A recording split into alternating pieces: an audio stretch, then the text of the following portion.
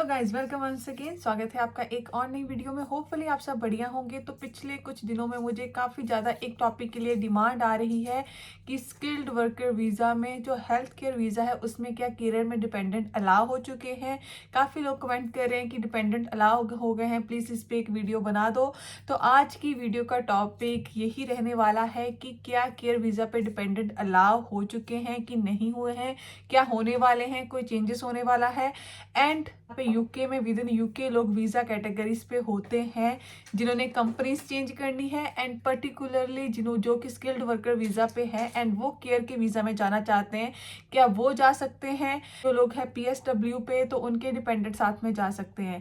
तो अगर आपका ऐसा कोई भी डाउट है तो ये वीडियो आपके लिए हेल्पफुल रहेगी। ये वीडियो उन सारे डाउट्स को क्लियर कर देगी और साथ में ही मैं कुछ ऐसे टॉप जो कमेंट्स आते हैं मुझे डाउट्स के बारे में उनको भी मैं थोड़ा सा डिस्कस करूंगी इस वीडियो में। तो डोंट स्किप दिस वीडियो। तो वीडियो स्टार्ट करने से पहले अगर आप मेरे चैनल को कर रहे हो फर्स्ट टाइम विजिट, तो मेरा नाम है गुरप्रीत। आप देख रहे हैं you me and England's life. And अगर आपने अभी तक ये चैनल सब्सक्राइब नहीं करा है तो आप ये चैनल सब्सक्राइब कर सकते हो for more informative video specially about UK life, UK visas. अगर आप यूके में आ चुके हैं तब भी चैनल आपके लिए हेल्पफुल होगा, और अगर आप आने का प्लान कर रहे हैं देन इस चैनल पे डेफिनेटली आपको बहुत सारी ऐसी वीडियोस मिल जाएंगी जो किसी ना किसी वे में आपकी हेल्प जरूर करेंगी। So do subscribe guys if you are new at my channel। तो स्टार्ट करते हैं आज की वीडियो। तो सबसे पहले बात करते हैं 11 अप्रैल को क्या रूल आ रहे हैं, क्योंकि बहुत ज़्यादा लोग कमेंट सेक्शन में मेंशन करते हैं कि क्या 11 अप्रैल से यूके में स्पाउस वीज़ा अलाउड हो जाएगा। तो 11 अप्रैल को बेसिकली स्पाउस वीज़ा के रूल हो रहे हैं इम्प्लीमेंट। पर कौन सा स्पाउस वीज़ा?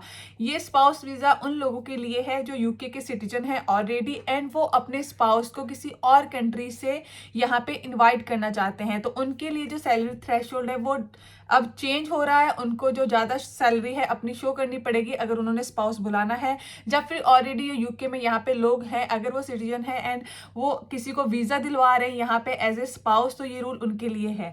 तो ये सबसे पहले जो क्लैरिटी है मैं दे दूँ। अब मैं बात करती हूँ मेनली टॉपिक के बारे में, हेल्थ केयर में क्या कैरियर एंड सीनियर कैरियर में कोई चेंजेस आए हैं। तो हेल्थ केयर में कैरियर एंड सीनियर कैरियर का जो जॉब कोड है वो चेंज हो चुका है, जिसको लेके लोग बहुत कंफ्यूज हैं कि क्योंकि पहले जब रूल आए थे 11 मार्च को, जिसमें मेंशन करा गया था कि 11 मार्च के बाद यूके में अगर आप काम कर रहे हो एज ए कैरियर या फिर सीनियर कैरियर तो आप अपने डिपेंडेंट को अपने साथ वीज़ा नहीं दिलवा सकते अगर आप यूके में वीज़ा लेने वाले हो। इन दोनों फील्ड में, चाहे आप इनसाइड यूके हो चाहे आप आउटसाइड यूके हो, ये रूल हर किसी पे इम्प्लीमेंट होने वाला था। तो अब जो कोड है वो चेंज हो चुका है, क्योंकि उस जो रूल में मेंशन था स्पेशली विद कोड, तो लोग कोड को लेके बहुत कंफ्यूज हैं कि कोड चेंज हो गया मतलब रूल भी चेंज हो गए। पर इन रियलिटी है क्या? तो मैं डायरेक्टली आपको लेके चलती हूँ UKVI की ऑफिशियल साइट। यहाँ पे मेंशन है स्किल्ड वर्कर में हेल्थ एंड केयर वीजा की requirements and health and care visa के रूल्स। तो डायरेक्टली आपको साइड में दिखाती हूँ मैं। तो ये मैंने ओपन करा है स्किल्ड वर्कर में health and care worker visa. तो योर पार्टनर एंड चिल्ड्रन का एक जो ऑप्शन है यहाँ पे आता है, जो कि मैंने सेलेक्ट करा हुआ है। तो यहाँ पे मेंशन है कि अगर आपने अपना पार्टनर एंड चिल्ड्रन को लाना है एज ए डिपेंडेंट तो क्या रिक्वायरमेंट रहती है। पर उसके नीचे ही जो सबसे इंपॉर्टेंट चीज मेंशन है, if you are care worker और सीनियर केयर वर्कर, तो क्या लिखा हुआ है उसके लिए, your partner and children can not apply to join you or stay in a UK as a dependent unless you were employed as a care worker or senior worker in a UK and on healthcare worker visa before 11th March 2024 and one of following is true। तो जैसे कि clearly यहाँ पे mention है कि अगर आप 11 मार्च से पहले से जॉब कर रहे हो देन आपको अलाउ है। जॉब इन द सेंस कि मतलब स्पॉन्सरशिप वाली जॉब, आप ऑलरेडी स्पॉन्सरशिप पे हो 11 मार्च से पहले की जो स्पॉन्सरशिप है वो 11 मार्च से पहले आपको मिल चुकी है। अभी भी चाहे आपने जॉब स्टार्ट करी है नहीं करी है, क्योंकि काफ़ी लोग इंटरनेशनल होते तो वो ट्रैवल लेट करते हैं, तो उस केस में आपको जो डिपेंडेंट है वो अलाउ है। पर कुछ जो रूल्स हैं वो आपको देखने पड़ेंगे। भी यहाँ पे उन्होंने कुछ नीचे फॉलोइंग ऑप्शन दिया हुआ है, जिसमें फर्स्ट है you are currently still on health and care worker visa, कि आप अभी इस वीजा कैटेगरी पे हो। You are extending your health and care visa with your current employer, आप अपने ही एम्प्लॉयर के साथ वीजा एक्सटेंड करने वाले हो। You are changing to new job, with the same occupation code while on health and care worker visa, या फिर आप जो अपनी जॉब है किसी और कंपनी के साथ चेंज कर रहे हो with same occupational code, then भी आपको अलाउ है अपने डिपेंडेंट साथ में लेके आना। इट मीन्स कि अगर आप यूके में 11 मार्च से पहले वीजा पे हो, आप ऑलरेडी जॉब कर रहे हो, आपने जॉब चेंज करनी है, आपने वीजा एक्सटेंड करना है, इस सारे केसेस में आपको जो डिपेंडेंट है वो अलाउ है। पर अगर आप न्यू एप्लीकेंट हो जिनको न्यू वीजा मिलेगा, उनके लिए अभी भी रूल सेम है कि आप अपने डिपेंडेंट को साथ में नहीं लेके आ सकते, आपको सिंगल ही ये वीजा मिलेगा, specially care and senior care. इन्हीं रूल को हम आगे जाके रीड करें तो यहाँ पे स्विचिंग के लिए भी स्पेशली जो रूल्स है वो मेंशन है। तो स्विचिंग के लिए क्या मेंशन है यहाँ पे, जो स्विचिंग के लिए भी मेंशन है, apply from inside the UK, extend और स्विच देयर वीजा। तो इसमें क्या मेंशन है, इफ यू एक्सटेंड और switch your visa, your partner or a children's current visa will be valid until its original end date. Your partner and children need to apply to extend or switch their visa either at the same time और at the any time. तो ये कुछ normal जो यहाँ पे pattern लिखे हुए हैं कि जब उनकी डेट एंड होगी उसी टाइम पे आपने वीज़ा अप्लाई करना है, एक्सेट्रा एक्सेट्रा। इसके बाद नीचे उन्होंने लिखा है कि किस केस में आपके डिपेंडेंट अप्लाई नहीं कर सकते, अगर वो विजिट वीज़ा पे हैं, शॉर्ट टर्म स्टूडेंट वीज़ा पे हैं, उसके अलावा सीजनल वर्क वीज़ा पे हैं, डोमेस्टिक वर्क वीज़ा पे हैं, इमिग्रेशन बेल पे हैं, या फिर उनकी जो स्टडी है जिसमें भी अगर वो स्टडी वीज़ा पे आए हैं, स्टडी कंप्लीट नहीं हुई है, एंड अगर वो पीएचडी करें तो उन्होंने 24 मंथ एटलीस्ट अपने पीएचडी में नहीं स्पेंड करे हैं। तो इस केस में आपके जो डिपेंडेंट है स्विच नहीं करवा सकते हेल्थ एंड केयर में। बट इसके नीचे ही मेंशन है, if you are care worker और सीनियर केयर वर्कर, मीन्स ऊपर वाले सारे रूल हेल्थ केयर में आते हैं पर senior care and care worker के लिए नहीं है।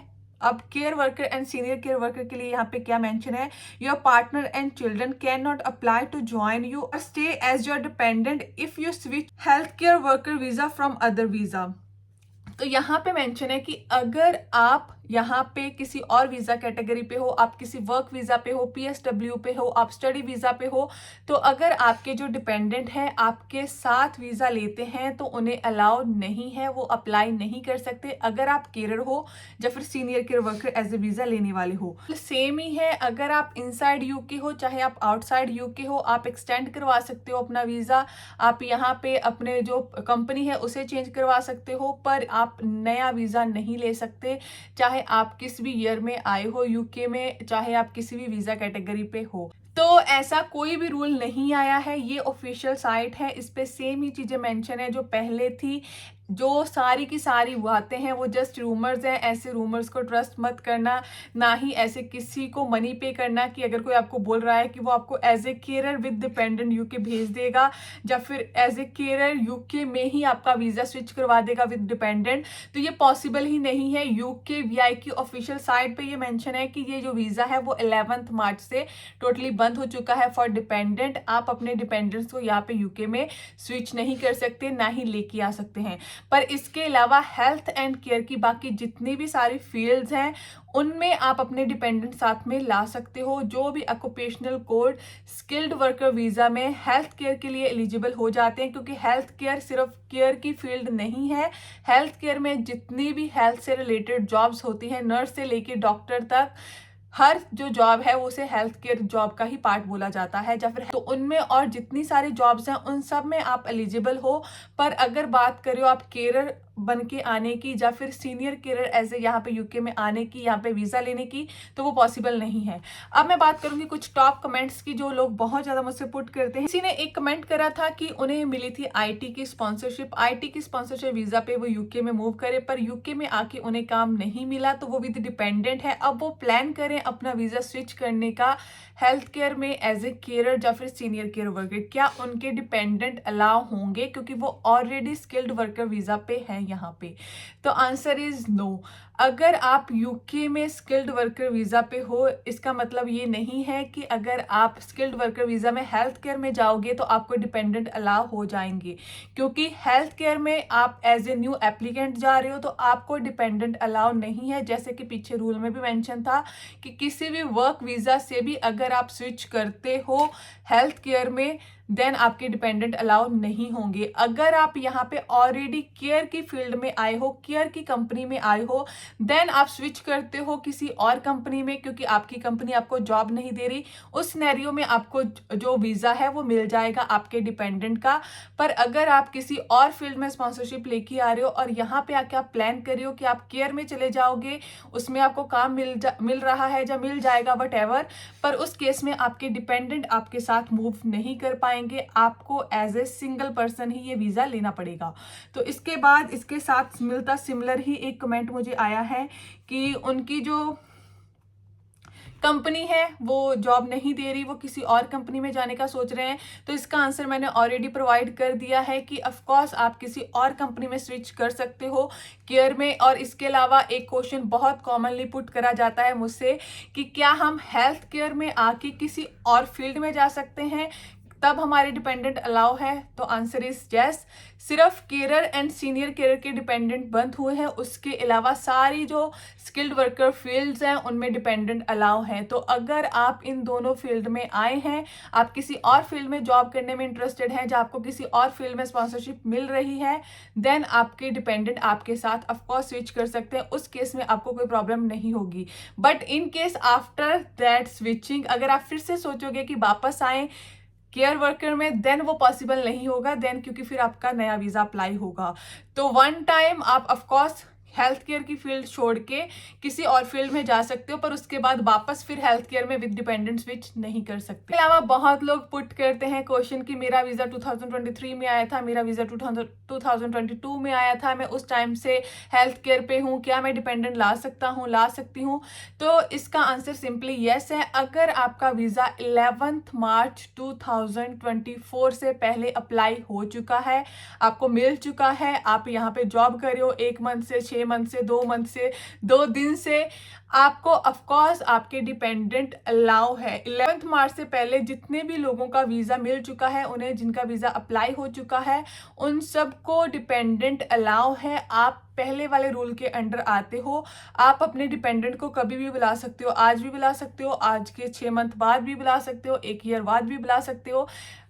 अनटिल अनलेस कोई नया रूल नहीं आ जाता तब तक कुछ चेंजेस नहीं आते। पर टिल नाउ आज तक का जो रूल है उसके अकॉर्डिंग आप पे जो न्यू रूल है वो इम्प्लीमेंट नहीं हो रहे। आप नई शादी करके किसी को ला सकते हो, आपकी अगर शादी नहीं हुई, ये भी क्वेश्चन बहुत पुट करते हैं कि क्या मैं शादी करके किसी को यहाँ पे ला सकता हूँ?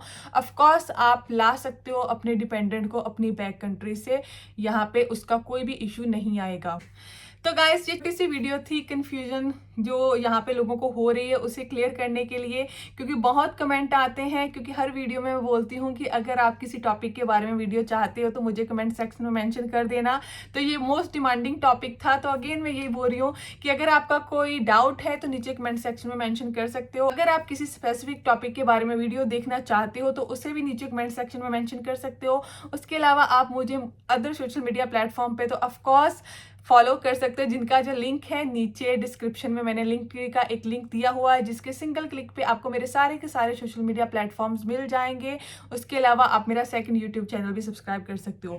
And don't forget to subscribe this channel and specially press bell icon, so आपको मेरी नेक्स्ट जो वीडियोस आएंगी उनका नोटिफिकेशन मिल जाए। तो मिलते हैं नेक्स्ट वीडियो में। Till then keep subscribing, keep supporting, bye.